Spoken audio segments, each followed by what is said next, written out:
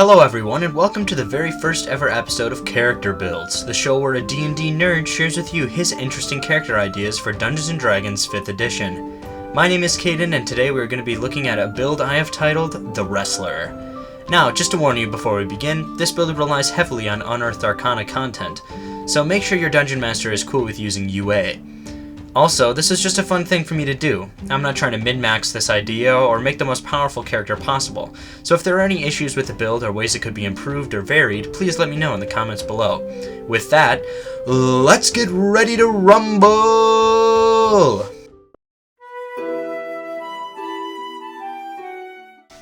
Have you ever wanted to punch stuff? Well, now you can, really well.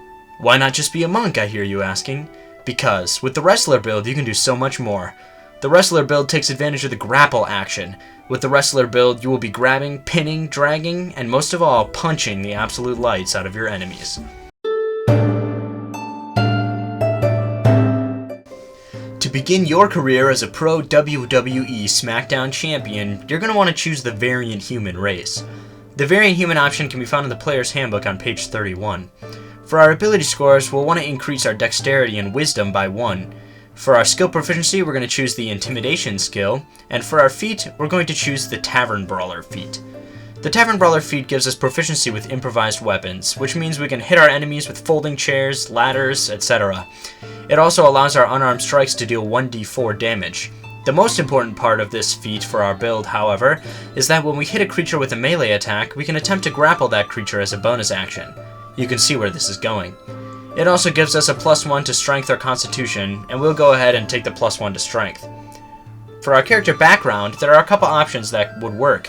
Personally, my favorite option is the gladiator background. This background gives us proficiency in athletics and performance, and we'll gain the feature of a gladiator name. I picture this as our wrestler name, such as The Undertaker, that people will recognize us by. Finally, we've come to the ability scores. For the sake of simplicity, I'll be using the standard array, but if you're using a different method, just follow along where I place my scores. Now, most of this score placement is in order for us to be able to multi-class into the proper classes necessary for this build. We're going to place our 15 in Strength, as this is the main ability score we will be using to make and maintain our grapples. We'll put the 14 in Constitution, as being a frontline fighter means we'll need a little girth to us. And also, wrestlers take quite a lot of beating. We'll put the 13 in Dexterity, as we need it for multi-classing, and a fist fighter always needs to be quick on his feet. We'll put the 12 in Wisdom, as wrestlers need to be able to read their opponents, and also we need it for multi-classing. We'll place the 10 in Charisma, as wrestlers are showmen and women, but are usually not super friendly. Finally, we'll place the 8 in Intelligence, because if you believe wrestling a young red dragon to the ground is a good idea, you're probably not the brightest. Alright, now we get to the good stuff. Alright, so for level 1, we're going to start with the Barbarian class. We will take proficiency in the Perception and Survival skills, just for general coverage. The Barbarian class also gives us proficiency in Strength and Constitution saving throws, those that we should most likely be good at as meaty wrestlers. Now, when it comes to equipment, you can really take whatever you want, because we won't really be needing any of it. I suggest you grab the hand axes and javelins, just in case we ever need to make a ranged attack, but other than that, we won't be using any weapons ever, so this is completely up to you. I wouldn't consider it as a bad idea to use a great axe or similar weapon until 2nd level when we begin our monk levels. At 1st level, we gain access to the Rage feature, which will be a big part of our grappling gimmick. 2 times a day, we can go into a Rage, which gives us advantage on strength checks and saving throws, +2 damage to our weapon attacks, which includes unarmed strikes, and resistance to bludgeoning, piercing, and slashing damage. The bonus damage helps us make sure our unarmed strikes pack a little more punch, no pun intended, and the resistance helps to make sure that we can take a few hits, as our whole plan revolves around getting directly into the center of battle. But the last feature is the most important. In order to maintain our grip on the creature we're grappling, we need to succeed on a contested strength checks at the end of all of those creatures' turns. With advantage on all of our strength checks, we'll have a much higher chance of succeeding those checks to make sure we can continue to hold and pummel those baddies. 1st level Barbarian also gives us Unarmored Defense, which lets our armor class be 10 plus our Dexterity plus Constitution modifier. This is useful for boosting our AC without us having to wear armor. For 2nd level, we're going to take our 1st level in Monk. Really the only thing we gain from being a first level monk that we don't already have from another source is that we can make an unarmed strike as a bonus action after we make a melee attack. This is important because the way it is worded, this allows our offhand attack to have our strength bonus added.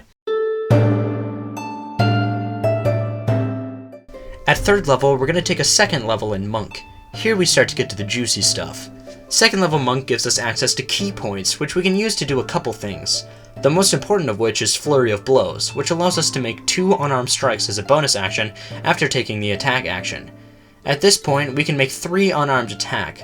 1 with the attack action, and 2 with Flurry of Blows, and with Rage active, all deal 1d4 plus 5 damage. At Monk level 2, we also gain unarmored movement, which improves our movement speed by 10 feet while we are not wearing armor. This helps us because while you're grappling a creature, you can pull that creature half of your movement speed.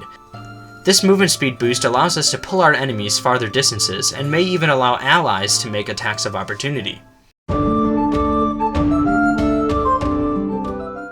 Here at level 4, we start to take our first level in Fighter. First level fighters gain a fighting style, and here's where our first piece of UA comes into play. We're going to take the Unarmored Fighter fighting style. This fighting style, since we are using only our fists with no weapons, allows our unarmed strikes to be 1d8 instead of 1d4. We also get to do 1d4 damage to a creature when we grapple it, and 1d4 damage to that creature each time we hit it with a melee attack while we are grappling it. Here's where the build really gets good, as now each of our unarmed attacks against a grappled creature are doing 1d8 plus 1d4 plus 5 damage while raging, and we could conceivably do this 3 times in turn with Flurry of Blows. We also gain access to Second Wind, which lets us heal 1d10 plus fighter level hit points once per rests. It's honestly not super helpful for us, but it does provide a little help considering our AC is not the best, so we're going to be taking some serious damage.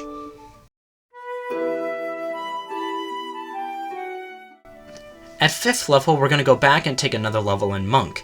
The main reason for this is because we want to get to level 6 in Monk as fast as possible, because soon, other characters will be getting magic weapons, and enemies will begin having non-magic resistance. And since we don't use weapons, our only hope is level 6 Monk. At level 3, we gain a monastic tradition, and I chose Long Death, solely for the healing ability it gives us at 3rd level. Considering we don't wear armor, and our AC is presumably pretty low, we're going to be taking a lot of hits. Also, all of the enemies we'll be killing will be within 5 feet of us, because we'll be choking them out. Thus, we will most likely always get this health boost. Also, this health is temporary HP, not a HP regain, which means we can go even above our max HP with this ability. We also gain the Deflect Missiles ability, which is cool, I guess, just not really necessary.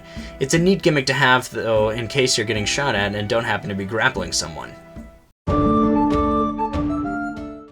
Well, that's the end of this episode of Character Builds. If you like this build, be sure to drop a like.